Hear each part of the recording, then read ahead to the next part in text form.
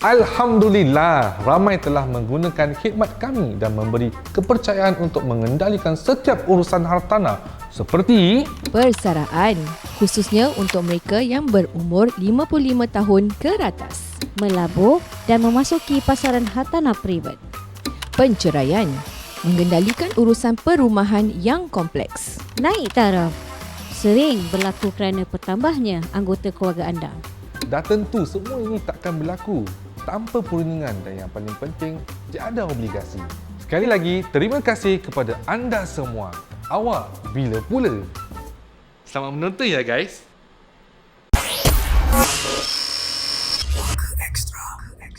Hai, Assalamualaikum semuanya. Kita jumpa lagi dalam Puaka Extra.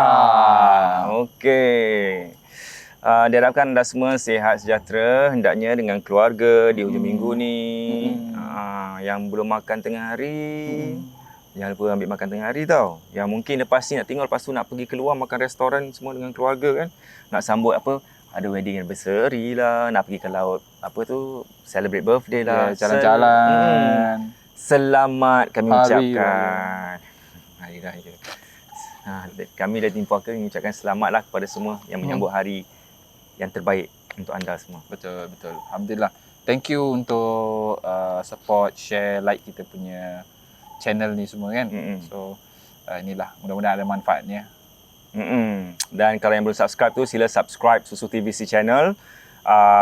Dan tekan loceng tu untuk dapatkan video-video terbaru kami apabila kami muat naikkan ke YouTube. Yes. Dan di bawah ni kan ada ikon bentuk jantung hati tu kan. Itu thanks tu, kalau korang ada credit card, nak beri sumbangan, boleh picit butang ikon tu, thanks. Kalau yang tak ada pula, Pay now kat bawah. senang aja. Yes. Happy evening. Yeah. So, ada lagi? Terima kasih kepada Most Around the World. Yes, most orang tu dah support. Dah apa namanya? Dah beri sumbangan, dah Beri kasih hadiahkan kita. sumbangan, hadiahkan kamera. Thank you very much. iPad pun ada. Daripada Remy Tunek. yeah. Okay, fokus? Alright, fokus. Okay, kita cakap. Fokus. Baiklah. Let's go. Topik hari ni kita nak cakap pasal mata batin. Orang yang beri nampak-nampak tu semua. Banyak orang cakap pasal mata batin. Ada pula cakap apa itu adalah satu. Kita dah cakap pasal mata batin ni, dah cakap. Ya. Tapi kita buat lagi satu topik ni sebab selalu semua cakap ini keistimewaan. Apa pasal pula nak tutup? Satu. Lepas tu yang ni pula dapat email, dia cakap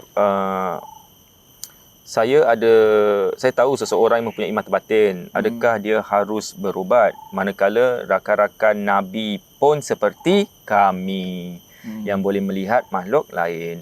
Adakah mereka juga telah disihir atau memelihara saka? Bukankah ini adalah satu kelebihan yang telah Allah SWT memberi pada mereka? Harap dibalas. Terima kasih. Alright. Kita balas dengan cara video. Okay. Kita balas dari video. Jadi tengok tengok. Okay, so kalau untuk yang mata batin ni ataupun boleh panggil Third eye juga pun sama. Ini pun pernah terjadi pada zaman Nabi SAW. Seorang pemuda dipanggil sebagai namanya Ibnu Sayyad. Atau dalam hadis Nabi SAW yang lain, Ibnu Sa'id. Okay, is either Ibnu Sayyad ataupun Ibnu Sa'id. Jadi Ibnu Sayyad ni dia ada mata batin. Dia boleh nampak-nampak ni semua benda. Sehingga kecohlah para sahabat pada masa tersebut. Sehingga berita ini sampai ke Nabi SAW. Kemudian Nabi datangi kepada Ibnu Sayyad ni, kemudian tanyakan kepada Ibnu Sayyad, "Madza tara?" Apa yang kamu lihat? Maka Ibnu Sayyad mengatakan kepada Nabi SAW sambil ditunjukkan ke daerah laut tu. Dia katakan, aku nampak ada singgah sana. Yang di mana haulahu hayya. Di persekitarannya itu ataupun di sekelilingnya itu penuh dengan ular-ular. Maka Nabi SAW mengatakan itu adalah singgasana iblis. Maksudnya gitulah. Jadi dia katakan bahawasanya engkau tidak akan dapat melarikan diri daripada takdir Allah Subhanahu Wa Taala. Maka disuruh pergi. Maknanya di sini Rasulullah SAW halau orang tersebut. Maka ini menunjukkan bahawasanya kalau seorang itu ada third eye ke apa, memang susah sekali kalau kita sebutkan itu adalah karunia ataupun kelebihan yang Allah Subhanahu Wa Taala berikan kepada orang tersebut. Dan kalau tengok dalam hadis Nabi SAW pun Nabi halau. Maknanya Nabi tak suka sebetulnya orang-orang yang mengatakan boleh nampak ini, boleh nampak itu, nampak ini, nampak itu. Nabi tak suka. Even dalam kitab Imam Syafi'i, di mana kita adalah mazhab Syafi'i. Jadi Imam Syafi'i sendiri mengatakan dalam kitabnya, siapa sahaja yang mengaku dapat melihat benda-benda seperti ini, jin dan lain-lainnya, maka kami batalkan syahadatnya. Maksud batalkan syahadatnya apa? Seorang itu nak masuk Islam itu perlu syahadat. Nah, Imam Syafi'i katakan kami batalkan syahadatnya. Maknanya not approved, rejected dia punya syahadatnya. Jadi ini perkara adalah suatu perkara yang sangat besar sekali. Jadi ketika seorang itu memberitahu orang lain yang dia dapat ini, nampak itu apa dan lain-lainnya, maka itulah dia punya antara dia punya risiko lah daripada ulama-ulama ni. Jadi hati-hati. Kalau boleh nampak pun diam, senyap-senyap je. Jangan bagi tahu orang, sebab dia akan kadang-kadang boleh melemahkan keimanan seseorang tu ataupun boleh menakut-nakutkan seseorang. Itu yang takutnya, ketakutan tersebut tu lebih daripada takutnya kepada Allah Subhanahu Wa Taala. Jadi seperti itu. Jadi kalau ada sahabat-sahabat Nabi SAW yang ditakdirkan untuk nampak, kebanyakannya adalah suatu hikmah untuk kita sebagai umat Nabi SAW yang tak berjumpa dengan Nabi SAW ataupun para sahabatnya. Kemudian kalau nak bandingkan diri kita, kalau bilang sama diri kita dengan para sahabat, nak cakap sama tak sama, susah kan. Wallahu alam, kalau untuk saya jauh sekali. Amalan saya dengan para sahabat jauh langit dengan bumi. Itu saya boleh katakan. Dalam Nabi SAW pun pernah katakan bahawasanya khairul qurun qarni. Sebaik-baiknya zaman adalah zamanku, iaitu zaman Nabi SAW bersama dengan para sahabat. Kemudian yang datang seterusnya, Maknanya kita dah zaman yang keberapa kan. Jadi kalau kita nak bandingkan diri kita dengan para sahabat, tengok kita main tahajud macam mana, tengok kita main puasa macam mana. Untuk zaman Nabi SAW, para sahabat semuanya berebut mengerjakan sunnah Nabi SAW. Sehingga datang kepada Nabi, ya Nabi Allah, ya Rasulullah, wahai Rasulullah, apa lagi sunnahmu yang belum kami kerjakan? Yang untuk zaman sekarang kita, bro, relax sunnah je pun, bukan wajib. So kita meremehkan dan kita nak samakan diri kita dengan para sahabat. Allahu Akbar. Kalau bagi siapa yang tanya tu, mungkin saya tak tahu anda punya ibadah, mungkin anda orang soleh, orang baik, mungkin anda punya ibadah tahajud, puasanya mantap, alhamdulillah. Wallahu a'lam. Saya tak berani untuk katakan anda pun sama derajat dengan para sahabat. Tapi yang saya boleh jamin, yang diri saya sendiri yang lemah ni bukan tingkat ibadahnya sama macam para sahabat. Jadi untuk komen seperti tadi tu, keluarkan that statement is very very hard, dan hati-hati ketika mengeluarkan statement seperti itu. Yep. Dan ini menunjukkan mata batin ni bukan sesuatu yang special. Ya. Para ulama pun banyak jelaskan dalam kitab-kitab. Kalau seorang itu nampak-nampak ke apa ni semua, sebaiknya untuk diruqyahkan. Takut apa? Takut ada sesuatu yang dalam badannya melihat dimensi yang sama. Itu. So apa yang harus para-para pula. Taruhlah mungkin. Para-para itu yang ini. Yang kat dalam tu para-para. Paru-paru. Oh, paru-paru.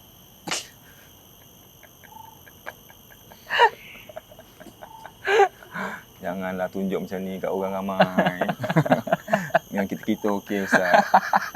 Dengan ribuan orang ni jangan. Nampak ribuan orang Masya-Allah, insya-Allah. Dalam lagi jutaan. Masya-Allah. Amin. Ni habis kalau macam taruhlah kalau macam ada kat luar ibu bapa yang punya anak yang ada mata batin bila nampak-nampak. Lately ni ada nampak-nampak, apa nasihat Ustaz? Sebab saya pernah dengar cerita apa tahu. Ada itu satu yang boleh nampak, apa nasihat Ustaz. Another one pula, saya baru dengar daripada seorang kawan gitu lah. Dia cakap apa tahu. Dia pergi luar negeri. Saya tak tahu negeri mana. Satu family. Lepas tu bila balik rumah je, tiba-tiba anaknya berubah.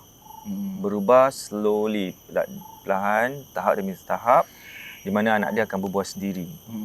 Kadang-kadang anak dia tak akan keluar bilik, duduk kat dalam bilik je. Kadang tak suka tengok orang mana yang dia datang. Kalau tak suka orang tu, nanti masuk bilik. Kalau suka, nanti duduk kat luar. Macam biasa. So, kebanyakannya suka berbual sendiri selepas balik pada holiday. Dan masalahnya mungkin di antara satu, ibu atau bapanya pula tak percaya akan benda-benda gini, tapi tak teruskan untuk jumpa dengan pakar-pakar untuk tengokkan anak dia. Faham? So macam mana ni ada dua ni? Okey, kalau untuk pertama sekali untuk anak-anaknya yang ada third eye. Boleh nampak-nampak ni semua. Sebaik-baiknya is always to ruqyahkan orang tersebut. Jadi ruqyah boleh baca a'udzu bikalimatillahi tammah min kulli syaitanin wa hammah wa min kulli ainin lammah yang saya dah pernah ajar kan tersilap tu, ataupun dengan doa-doa yang paling mudah sekali, Fatihah, ayat kursi 3 kul. Kalau nak tambah, boleh tambah dengan bacaan surah Yasin. Iaitu apa? Waja'alna min baini aydihim saddaw wa min khalfihim saddan fa'aghshaynahum fahum la yubsirun. Iaitu apa? Waja'alna min baini aydihim, dan kami jadikan di antara mereka saddan, iaitu suatu penghalang, suatu blockage. Wa min khalfihim, dan belakang mereka itu suatu saddan, suatu penghalang. Fa'aghshaynahum, dan kami tutup pandangan mereka. Fahum la yubsirun, sehingga mereka tidak dapat melihatnya. Di sini mudah-mudahan ditutuplah dia punya hijabnya, ataupun ditutup dia punya mata batinnya, ataupun third eye, apa saja yang panggillah seperti itu. Dan selalu ruqyahkan, kemudian tingkatkan lagi amalan ibadahnya. Kemudian for the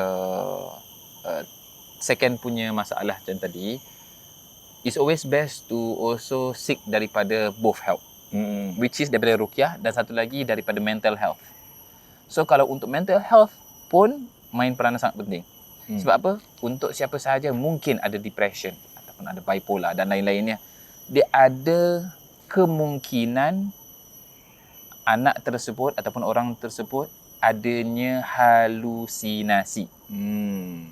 Sehingga apa yang dilihat tu kemungkinan betul ataupun kemungkinan daripada mindanya sahaja. So it's always best to check seperti itu. Jadi jangan terus kita rasa ini kenapa ni kita balik holiday je tiba-tiba macam ini, ada benda yang ini ke? Tak semestinya itu. So always think positive. InsyaAllah mana yang kita usaha tu mudah-mudahan ada dia punya manfaat dia lah. So macam itu. So mental health pun main peranan sangat penting also. Jadi sebagai bapa ataupun mak kepada budak, siapa anak-anak anda tu semua, percaya tak percaya, tolak tepi, kita jumpa je lah.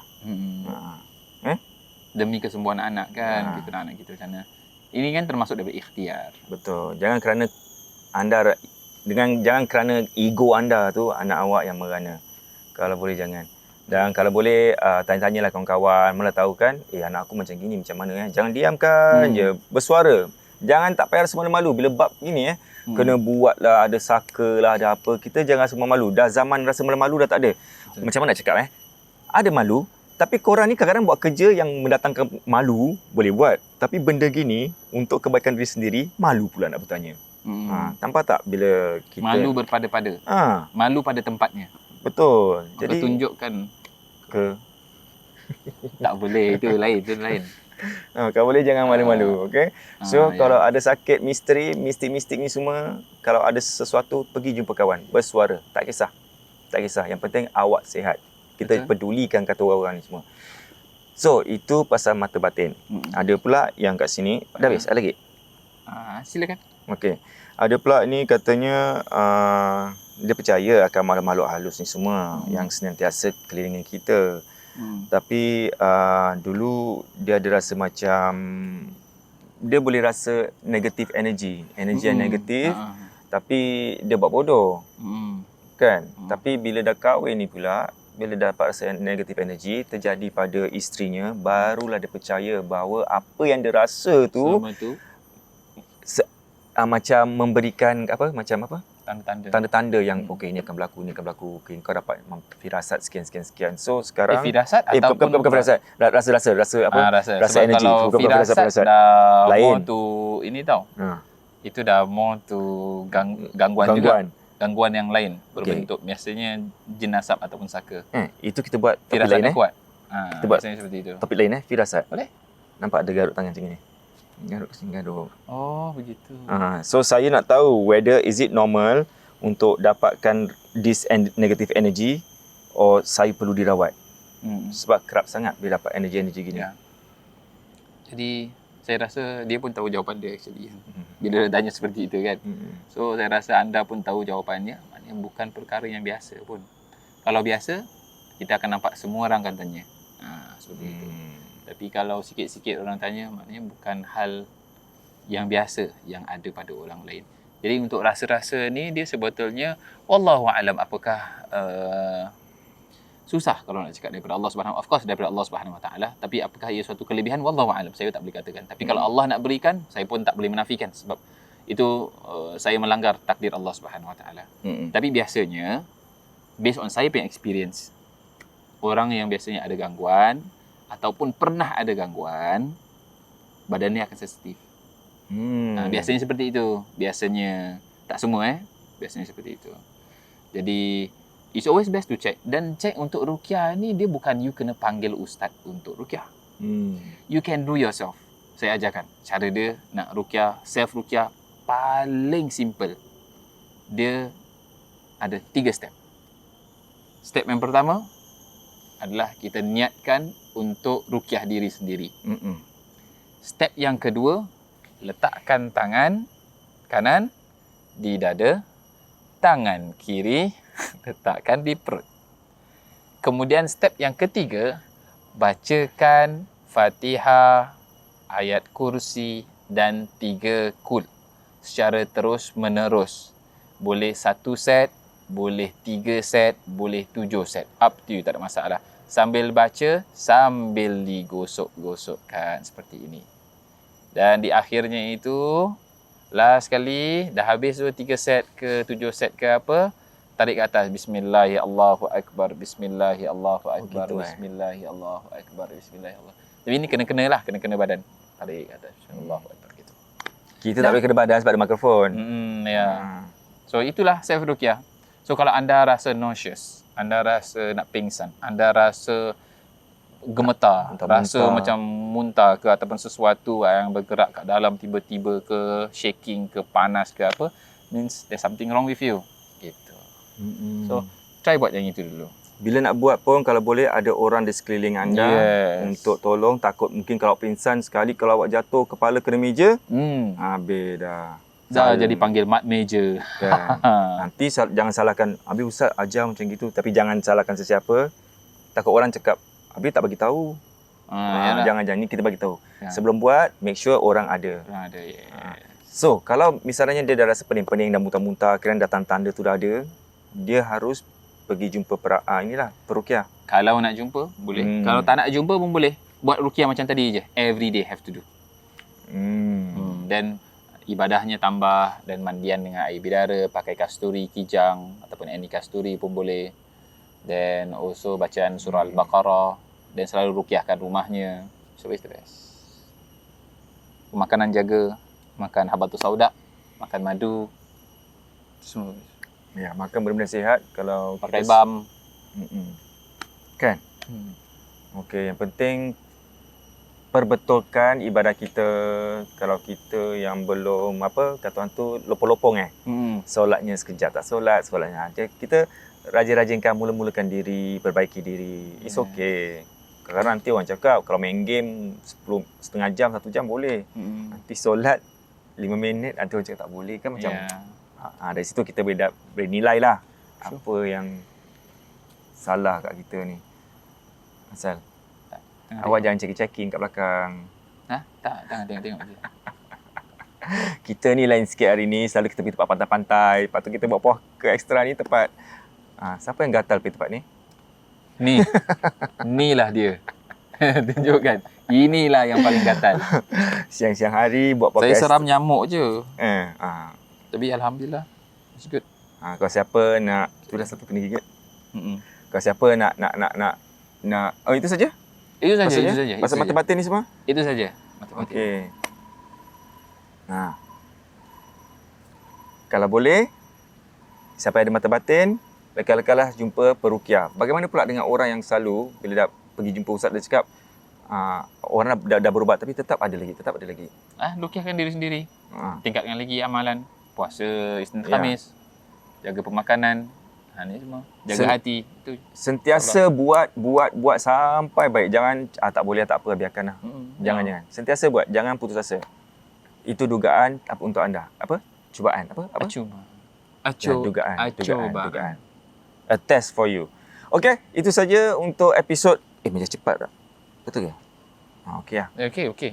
Itu saja topik kita hari ini di hari Minggu untuk topik kita mata batin. Kalau you all ada soalan pasal mata batin ke apa-apa, boleh letak komen kat bawah ni. Kalau ustaz baca, Alhamdulillah. Kalau ustaz tak baca, na'udzubillah.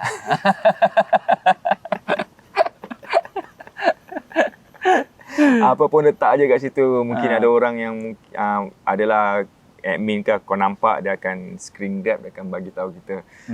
Okey, terima kasih banyak bagi korang yang dah subscribe Susu TVC. Yang belum subscribe, sila subscribe Susu TVC, percuma sahaja.